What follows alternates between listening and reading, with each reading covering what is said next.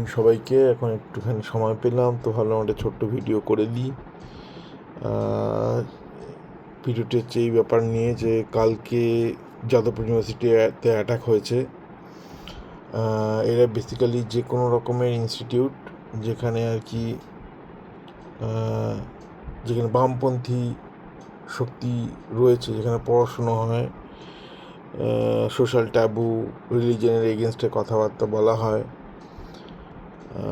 সেই সব সমস্ত রকমের শক্তিগুলোর উপরে অ্যাটাক করছে। বুদ্ধি চর্চা যে সমস্ত জায়গাগুলো সেগুলো সব নষ্ট করে দেওয়া হচ্ছে। এখানে জায়গায় জায়গায় কমিউনিস্ট করে তো গালাগাল দেওয়া হচ্ছেই। কদিন আগে দেখলাম, সোশ্যাল মিডিয়াতেই দেখলাম যে চুচুড়োতে একটি জায়গাতে এরকম জমায়েত হচ্ছিল, বামপন্থীদের জমায়েত, সেখানে আরএসএসের গুন্ডারা অ্যাটাক করেছিল।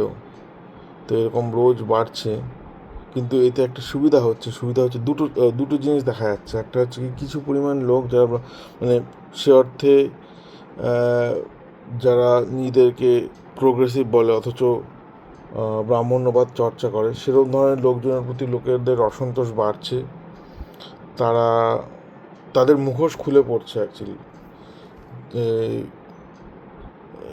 সেটা একটা হচ্ছে। আরেকটা হচ্ছে গিয়ে বিজেপি সরকার, যেটা 3 মাস হলো এখন এখানে এসছে, আমাদের পশ্চিমবঙ্গে এসছে, 3 মাসের মধ্যে যথেষ্ট অসন্তোষ তৈরি হয়েছে। এরকমও দেখা গেছে যে শিয়ালদাতে একটি জায়গাতে যেখানে বিজেপির লোকেরা গেছিল, বস্তির লোকজন তাদের উপর চড়াও হয়েছে, তাদের উপর অ্যাটাক করেছে। ঝাড়গ্রামেও একটি এলাকায় এরকম বামপন্থীদের জমায়েত নষ্ট করতে যাওয়া হয়েছিল, সেখানে অ্যাটাক করা সেখানে হুমকি দিয়েছে যে করা যাবে না, জমায়েত করা যাবে না।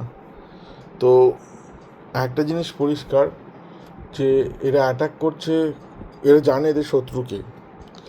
বিজেপি এবং তার যত সমস্ত টেন্টিকলস আছে, এবিভিপি, আরএসএস, অ্যাকচুয়ালি আরএসএস হচ্ছে ওর ব্রেন, কিন্তু আর যত টেন্টিকলস আছে, হ্যাঁ, তো ব্রাহ্মণ্যবাদী আঙ্কেলস, এরা সব জানে যে এদের প্রধান শত্রুকে কে, কোন দিক থেকে রেজিস্ট্যান্স আসতে পারে, এবং খুব অ্যাওয়্যার।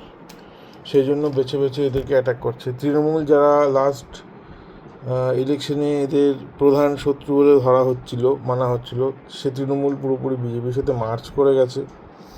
এখন লড়াইয়ের ওপর সামনাসামনি। এটা একটা খুবই ভালো সাইন আমি বলবো। এবার যা হবে সামনে দেখতে হবে কোন দিকে যাচ্ছে। আমি একটাই কথা বলবো, কোনো কম্প্রোমাইজ নয়। যেখানে ফ্যাসিবাদীদের সঙ্গে লড়াই হচ্ছে এবং ভারতবর্ষের কনটেক্সটে যেটা হিন্দু মৌলবাদ, একে একদম যেখানে দেখবেন ভর্ৎসনা করবেন, যেখানে দেখবেন এদেরকে নিচু করবেন, ছোট করবেন। গায়ে হাত তোলার দরকার নেই, কিন্তু বৌদ্ধিক যে অ্যাটাক সেটা চালিয়ে যেতে হবে। এটাই এদের ওষুধ, এটাই এদের থামিয়ে দেওয়ার একমাত্র রাস্তা।